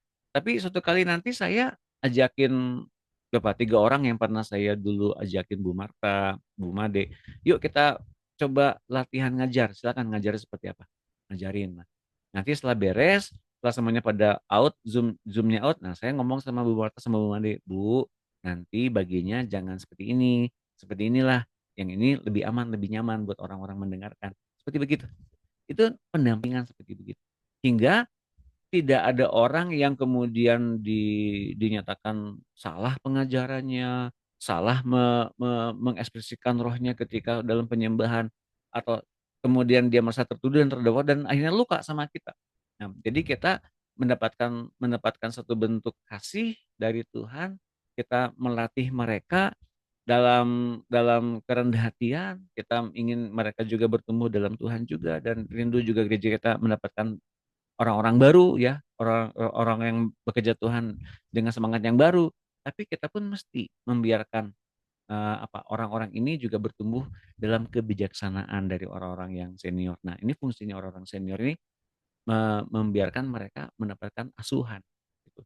Nutrisi yang tepat untuk mereka bertumbuh. Seperti itu Bu kira-kira. Itu yang saya sarankan berdasarkan dari apa yang saya dapatkan. Iya, Pak. Saya juga mengerti bahwa pendampingan itu penting. Masalahnya itu cara yang diberikan untuk mendampingi itu langsung kayak mereka dibawa ke mimbar gitu kan. Jadi kan seharusnya kan kalau untuk pendampingan kan ada tempat pelatihannya sendiri, waktu sendiri kayak gitu, dan mungkin kalau untuk media untuk latihan mereka bisa di Komsel dulu gitu kan, mimpin pujiannya atau di Youth dulu. Saya memiliki pemikiran ke sana gitu. Tapi kalau untuk yang di ibadah umum itu kan sebenarnya kan sudah termasuk di satu ibadah yang khusus gitu kan, yang dimana itu sudah harus jadi gitu, nggak boleh latihan di atas gitu kan. Maksudnya sudah tidak masuk di latihan lagi gitu kalau kalau untuk urusan ibadah umum. Jadi memang saya kemarin juga memikirkan untuk pendampingan, mengusulkannya begitu. Tetapi kalau dilihat dari konsepnya ini, saya tuh sampai bingung. Mereka itu nggak dididik gitu kan. Jatuhnya kayak saya sendiri lah. Saya kan di gereja saya kan tidak dididik dari gereja gitu. Jadi memang saya berada di luar gitu. Salah satunya RTM yang mendidik saya gitu. Jadi bukan bukan di area gereja yang mendidik. Jadi cara-cara yang seperti itu kan seharusnya tidak sudah memperlihatkan bahwa ada banyak hal yang akhirnya para pelayannya pun juga kualitasnya berbeda, terus juga cara memahami pelayanan juga berbeda, dan itu sebenarnya sudah terlihat gitu. Cuma memang kenapa itu tidak dilihat gitu loh. Jadi sesuatu yang kurangnya nggak dilihat, tetapi langsung ambil proses instannya aja gitu. Dan itu yang membuat saya sedikit gitu kan, maksudnya Ya, agak gemes gitu. manusia kan pengennya kan serba instan dan pengennya hasil, bukan?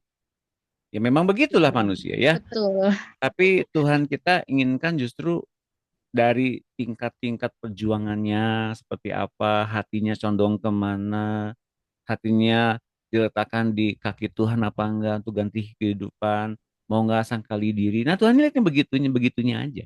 Jadi kalau orang-orang pengen lihat hasil ya wajar, betul. Saya mau bilang mungkin gembala ibu menginginkan hasil yang cepat. Saya wajar sebenarnya itu wajar karena itu memang hasil mungkin dari pergumulannya mereka kan kita nggak tahu ya. Tapi untuk sampai ke tingkat-tingkat di bawah itu mungkin kita nggak terlalu mengerti hal itu karena memang kita mungkin punya banyak juga struggling di daerah-daerah tertentu itu tentang pelayanan yang kita udah upayakan sedemikian lama ya, tentang upaya-upaya yang kita hadapi selama ini kan itu jadi satu bentuk proses yang panjang yang kita harus berikan penjelasan kepada orang-orang, kamu tahu nggak aku tuh di lama loh di proses Tuhannya kok kamu enak-enakan begitu, mungkin bahasa kasarnya begitu ya, tapi Iya.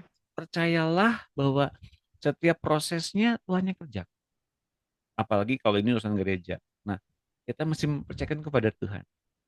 Mungkin kita punya rasa gemes, rasa ingin, gitu ya, pengen dongeng semuanya gitu ya. Iya, Tapi, masalahnya ada anak mudanya tuh kasihan gitu loh. Saya ngelihatnya tuh kasihan. ya, Mereka tuh nggak ngerti apa-apa gitu. ya, tapi ini gereja punya Tuhan, Iya, betul. bukan punya gembala. Ya, nanti Ibu doakan saja ya, bagaimana rapat besok. Kalau Ibu diberikan tempat bicara, bicarakan agar kepentingan Tuhan yang terwujud gitu ya. Dan kalaupun memang akhirnya gembalanya akhirnya memutuskan apa yang terjadi seperti apa gitu ya. Nah, kita sekali lagi saya mau biarkan kita bisa belajar dari Datan, Korah, Abiram. Kita menopang gereja Tuhan ya. Mau gereja ini kemudian bandel sama Tuhan mau gimana, itu bukan urusan kita lah, tapi kita mau menopang ya. Sekali lagi saya mau katakan kita tuh adalah partner gereja yang terbaik. RTM itu ya, tanpa tanpa saya bilang gereja yang mana yang saya mau bilang semuanya gereja kita pantas untuk sokong, kita pantas untuk kita bahu membahu membangun kerajaan Allah yang sebenarnya di muka bumi. Itu Bu Yohana. Iya. Jadi kalau misalnya nih ya, sistemnya itu tidak sesuai hasilnya gitu. Eh, apakah saya akan mengikuti atau tidak? Itu yang jadi dilema saya ini memang hari-hari ini. Ya kan tubuh Kristus itu didasari dari keikutsertaan kita kepada Tuhan dan kita adanya penundukan diri kepada Tuhan juga ya, bukan kepada gembala saja tapi kepada Tuhan. Dan satu anggota menderita semua ikut menderita. Satu anggota bersukacita semua bersukacita. Nah, kita seringkali berpikir kalau ada yang menderita kita nggak mau menderita gitu. Enak-enak aja gitu ya. Kita udah berusaha sekian payah waktu lamanya kita bertumbuh. Kok ikut menderita karena satu orang ini? Nah, kita sekarang ngikutin setiap seluk-beluk penderitaan yang kita lalui bersama-sama dengan Tuhan itu, kita pikir kita udah mengalami proses yang demikian luar biasa itu apakah mudah? Nggak mudah memang. Itu sangat sulit, menyulitkan untuk kita bertumbuh, betul? Tapi toh kita dapat. Tapi setelah itu dibandingkan dengan apa yang Tuhan kasih kepada kita itu wajar untuk kita memperoleh ini. Tapi ketika kita bandingkan dengan orang yang pengen cepat seperti begitu kan kita jadi meradang, betul? Kenapa? Karena kita berpikir dalam setiap langkah-langkah kita itu adalah suatu hal yang sangat eh, lebih dari orang lain. Nah, kita masuk ke dalam kutuk hukum Taurat lagi. Bagaimana dari pekerjaan yang kita lakukan itu kita merasa kita punya jerih payah di situ. Nah, enggak juga. Itu kebaikan Tuhan juga. Kita lolos dari berbagai macam jebakan-jebakan si jahat, kebaikan Tuhan juga. Bahkan kita pun mengalami kenaikan demi kenaikan, promosi demi promosi, itu kebaikan Tuhan juga. Kalaupun Tuhan ganti dengan orang lain, buat kita nggak ada masalah mah. Itu buat Tuhan juga. Dari Tuhan juga. Gitu loh. Kayak Iya, Pak. ya, Itu kata-kata promosinya itu ya. itu menakutkan ternyata Nah, promosi. jadi sekarang mengerti bagi orang-orang yang di atas ketika mereka dapat promosi harusnya menjadi satu bentuk, aduh, yang di bawah gimana? Saya mau katakan yang di bawah pasti punya gejolak. Pasti. Kenapa? Karena mungkin melihat kitanya sebagai pemimpin yang tidak pantas. Sebagai pemimpin Ya. yang tidak mewakili jemaat. Sebagai pemimpin yang mungkin tidak memenuhkan aspirasi jemaat. Oh, semua orang bisa nggak puas. Tapi bukan itu kan tujuan kita. Tujuan kita akhirnya mengikuti Tuhan dan menggenapi janjinya, menggenapi rencananya. Gitu. Semoga bisa mendapatkan hikmah di sini, Bu ya. Iya, Pak Doni, terima kasih. Dibantu doa aja. Ya, dibantu doa oleh Bu Levina. Loh. Terima kasih pokoknya. Dan pertanyaan dari Bu Dina tadi, Bu Dinanya udah belum masuk ya. Nanti saya lihat rekamannya mungkinnya Bu Dina ya. Bu Dina jawabannya adalah begini, bahwa pelayan, pemain musik, pendoa itu bukan penatua. Mereka hanya mungkin majelis jemaat aja. Menurut gereja di Protestan itu adalah pengerja atau pengerja aja ya. Tapi kalau majelis jemaat itu adalah orang-orang yang di bawah penatua atau di bawah gembala. Mereka adalah orang-orang yang dipilih untuk mengatur bagaimana kegiatan berjemaat di gereja. Itu kalau di Protestan seperti itu. Namanya majelis. Tapi kalau penatua lebih tinggi dari majelis harusnya sih. Gitu ya. Mudah-mudahan jelas. Nah, kalau misalnya pemain musik, piano, organ kalau di Protestan itu ya, mereka hanyalah pengerja aja. Gitu ya. Pembantu liturgi. Nah, itu diantaranya. Kalau di Protestan beda lagi. Baik, sampai di akhir acara, teman-teman, terima kasih sudah hadir. Jangan lupa besok ada webinar ya yang dibawakan oleh Pak Anton. Silakan nanti teman-teman bergabung tepat di jam 4. Nanti saya akan menyambut teman-teman di sana nanti besok jam 4. Kita akan fellowship bersama-sama juga dan menikmati lawatan Tuhan lewat webinar besok di hari Minggu. Saya berdoa buat teman-teman. Yuk kita doa. Bapak, terima kasih malam hari ini kembali kami dikuatkan oleh panggilan-Mu. Rencanamu, visimu tentang kami semua di masa yang akan datang telah Engkau lakukan lewat diri Kristus dan kami tinggal mengikuti Kristus saja. Apapun yang menjadi landasan kami, biarkanlah itu landasan kasih akan Engkau. Karena Engkau panggil kami, Engkau kuduskan kami, Engkau muliakan kami. Dan kami mau mengikuti apapun jalan-jalan yang Tuhan nyatakan termasuk itu di gereja dan di keluarga. Ditempatkan dimanapun kami menempati hierarki terbaik bahwa kami ini adalah anak-anak Allah dan di mana ada penundukan diri, di situ ada sumber otoritas yang sangat jelas bahwa Engkau Bapak berikan ini kepada kami lewat diri Kristus saja. Diberkatilah kami semua di tempatnya di malam hari ini dengan setiap apa yang baru yang kami dapatkan. Engkau yang menggelorakan kami untuk tetap melayani Engkau dimanapun kami ditempatkan. Dalam nama Tuhan Yesus kami bersyukur, haleluya. Amin. Oke, kita berfoto lagi sekali lagi teman-teman, silakan dibuka videonya dekat ke kamera. 1, 2, 3. Terima kasih, semangat selalu. Sampai jumpa besok di webinar. Tuhan berkati semuanya. Terima kasih Pak Doni. Terima kasih Pak Doni. Sehat selalu. Nanti Tuhan berkati. linknya ada kah Pak untuk webinarnya Pak?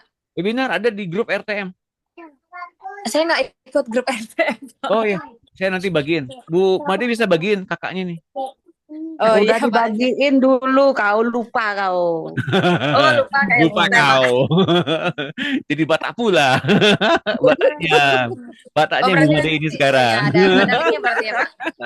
Terima kasih Pak Doni. Terima kasih Tuhan berkati Bu Yohana, Terima Siti Bas, kasih Bu Yetina, Semua Bu Itu, ibu-ibu. Bu Martamida, Bu Made, Bu Helvi, Bu Terima Inike, Bu Eko, Bu Ari, Bu Enda, Bu Yon. Terima kasih. Oke, selamat malam minggu.